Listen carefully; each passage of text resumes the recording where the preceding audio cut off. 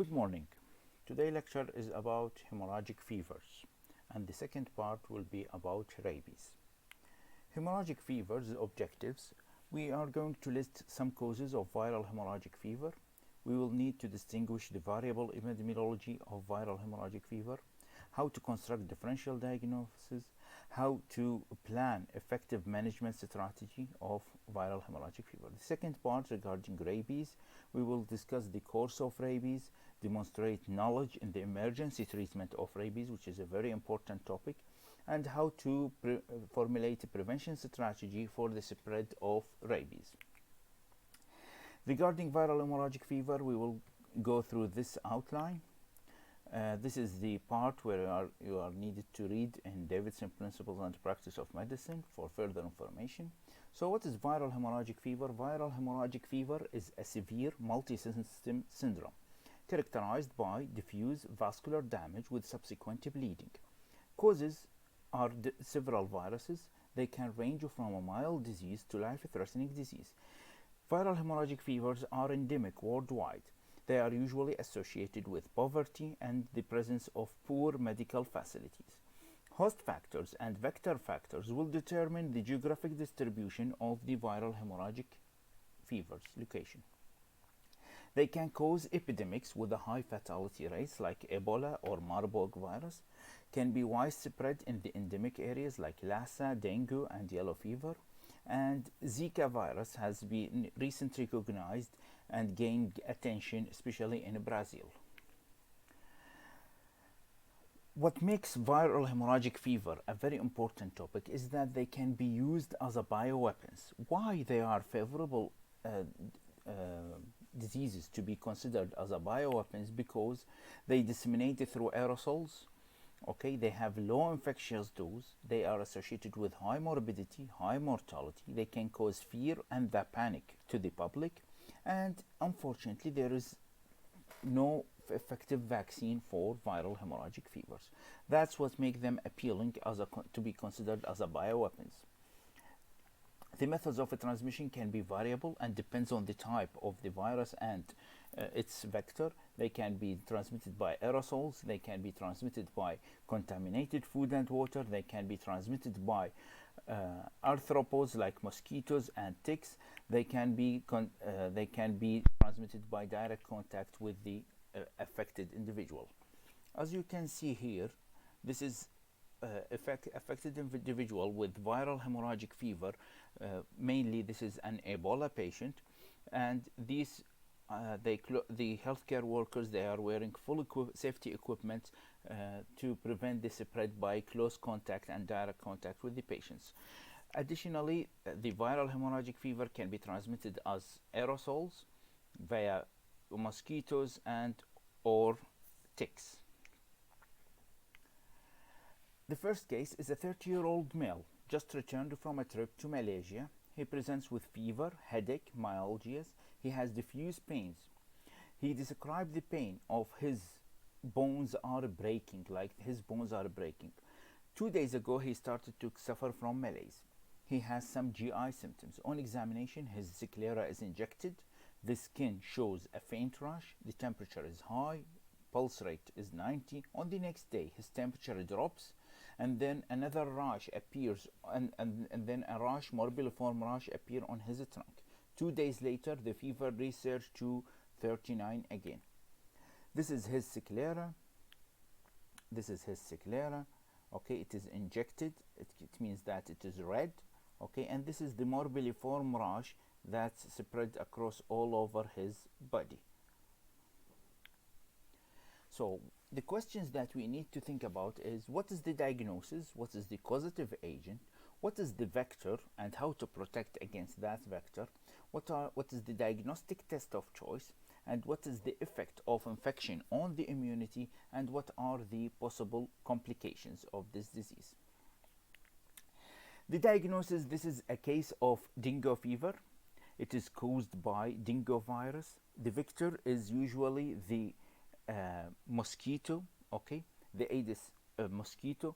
The way to protect against this mosquito is that it is it should be using of skin repellents, because it is a day biting mosquito, not like the malaria biting mosquito which bites at night. Okay, the malaria usually, the mosquitoes that transmits malaria usually bites at night, while the mosquitoes that transmit dengue fever bites in the day. Okay, the diagnostic test of choice is, it is a clinical diagnosis, and useful to have an idea regarding the immunoglobulins.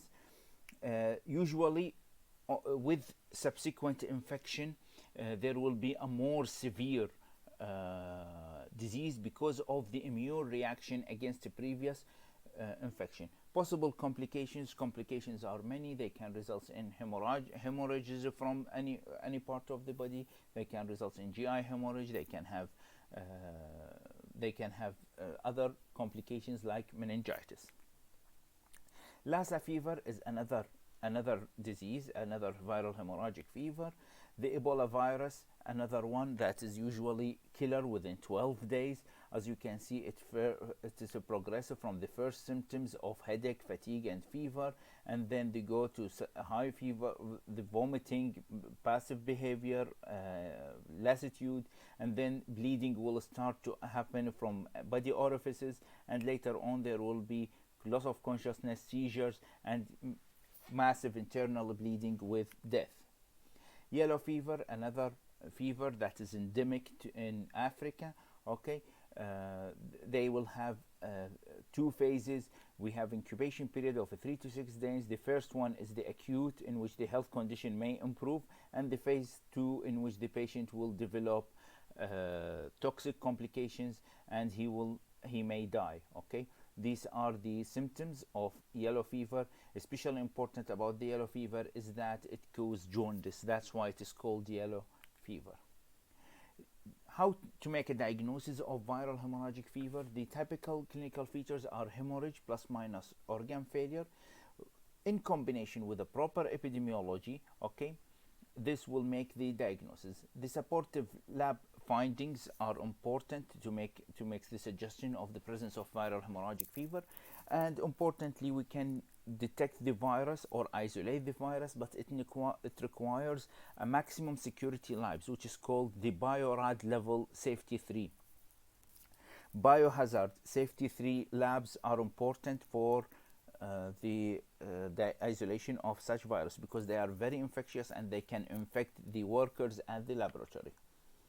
So what are the important investigations? The important investigations we have hematocrit can be normal. Okay, we have leukopenia, which can be suggestive.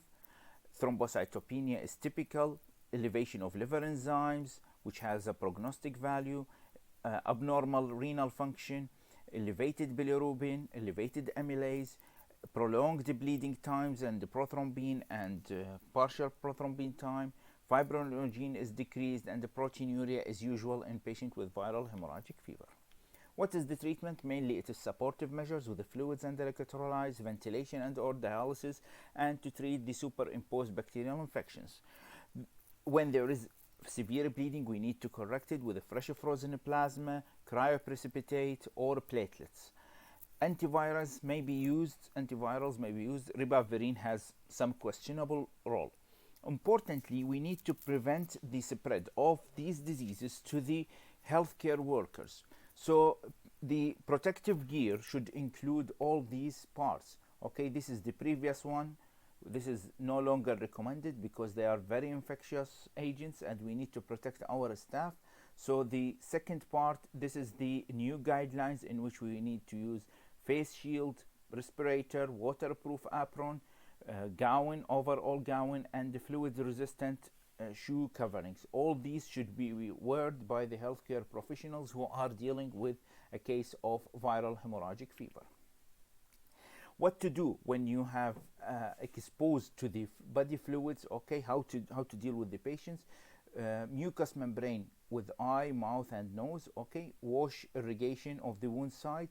Irrigation with rapidly flowing water or sterile saline for more than 15 minutes. This is very important if you get exposed to material. If the skin, we need to scrub for at least 15 minutes while copiously soaking the wound with soap and detergent solution. And sometimes we can use hypochlorite solution, okay, to disinfect the skin. okay. الهايبوكلوريت هو القاصر العادي. اوكي، ف 5% القاصر اذا نشوف على التركيز على العلبه 5%، التركيز مال العلبه نخففه جلاس مي و9 جلاسات العفو جلاس قاصر و9 جلاسات مي، هو هذا راح يكون كافي حتى نسوي دانكن سولوشن اللي هو effective in killing the viruses. Vaccinations, not all viral hemorrhagic fevers have vaccines, but we have passive immunization for the South American hemorrhagic fever, which can be treated by a convalescent serum containing neutralizing antibody. And the yellow fever, we have active immunization in which travelers to Africa and South America, usually they receive this vaccine against yellow fever. Okay. So this is important message that mosquitoes are usually harmful. There is none benefit from mosquitoes. The second part is about rabies. Rabies, داء الكلب, one of the common diseases that you will encounter in your life because of the presence of stray dogs in a lot of parts of our country. They can transmit the disease. So what is rabies? Rabies, it is caused by rhabdovirus that infects the central nervous system and the salivary glands. The incubation period ranges from 9 days to even many months. Okay, so how it is transmitted? Is it transmitted by saliva of infected animals? 99% of human cases are caused by dog bites. The virus attacks the brain, and once the symptoms of the disease starts to appear, the disease is fatal. The treatment, thorough washing of the wound with soap and giving vaccine injections, and this can help to avoid the development of symptoms and save life, because once symptoms develop, the patient is going to die. The fatalities, especially more important that the fatalities occur in the poor rural communities, mostly in Asia and Africa. Currently, rabies can cause one death every 15 minutes, and 40% of the victims are children younger than 15 years of age. Animals that get infected will die, and death will occur within 3 to 9 days after they first begin to secrete the virus in their saliva. During this time, they're going to transmit the virus. Okay, so before their death, they are going to bite and transmit the virus. Sometimes dogs can become asymptomatic carriers, but this has not been approved. Animal behavior, the classic picture is that dirty dog foaming at the mouth, okay, but sometimes the symptoms are and the signs of rabies are subtle in the animals. The animals that can display aggressive behavior, ataxia, irritability, and excessive salivation, these are more likely to be rabid animals. Bites must be significant, okay. Non-bite exposures that involve contamination with either mucous membrane or open wound that bleed within 24 hours with the saliva, this can also transmit the disease. Non-significant contact is petting a rabid animal, contact with the blood, urine, or feces of a rabid animal. This will not transmit the disease. What to transmit it is a bite, significant bite, okay, that contains saliva mixed with the blood, okay, or if the saliva comes in contact with a wound that has bled in the last 24 hours, this also can be significant contact.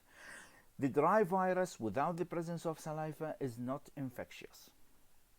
The risk of developing rabies after a bite ranges from 5% to 80%. This will depend on the severity of exposure. Was it a deep bite? Okay.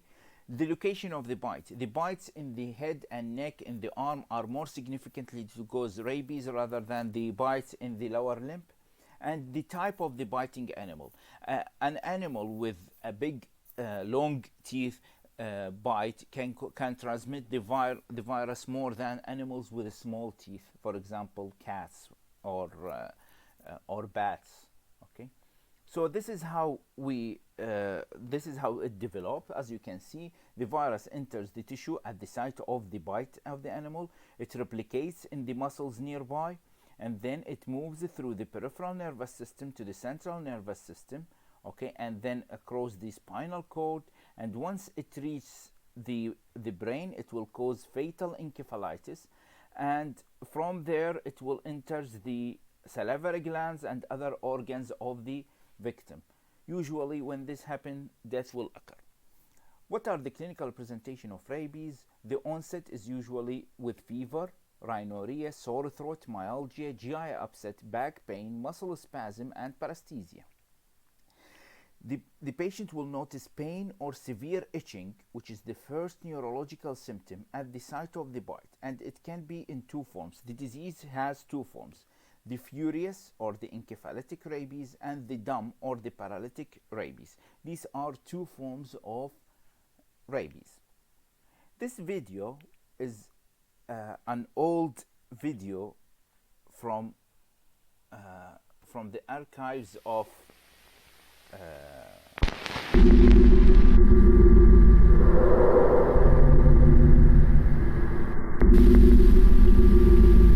This group of villagers from the backcountry of Iran were all attacked and bitten by a rabid wolf.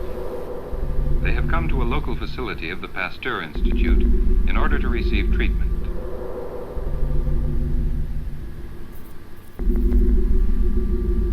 This man developed symptoms of rabies.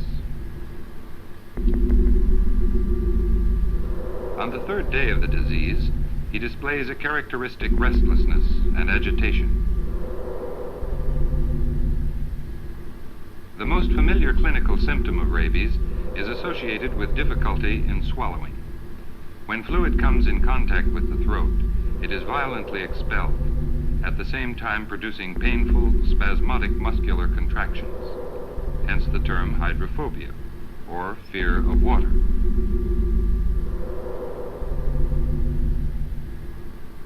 The accessory muscles of respiration are also affected by the attempt to swallow, so that the patient chokes and gasps for air.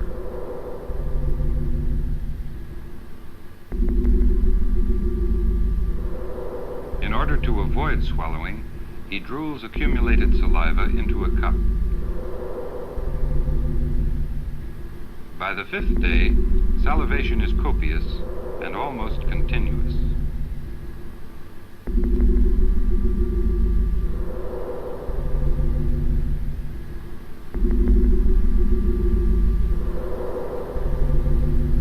There is excessive perspiration, and the pupils are dilated. As a precaution against the convulsions which commonly occur in rabies, the patient is secured hand and foot.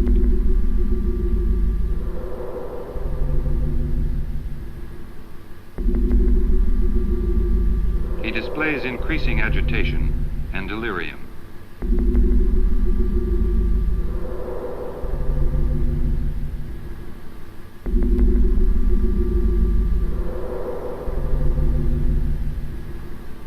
If the acute excitement phase of rabies is survived, paralysis sets in, accompanied by apathy and stupor.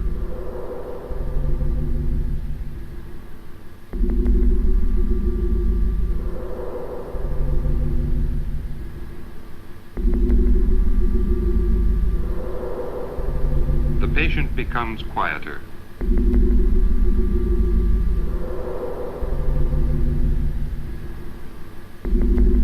He lapses into a coma, which is followed, inevitably, by death.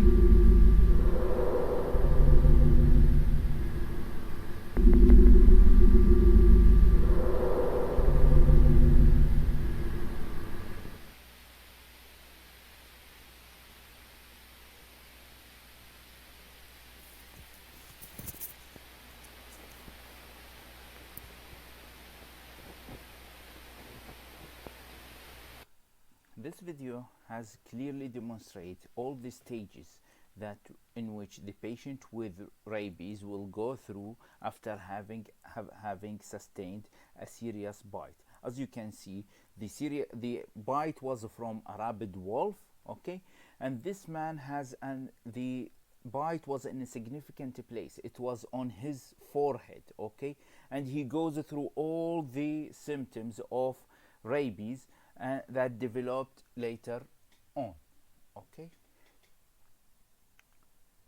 This is another video of rabies effect in South Asia, okay.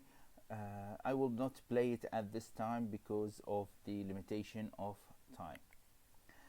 This is the second case. A 15-year-old boy presented to the emergency department 1 hour after a bite from a stray dog on his leg.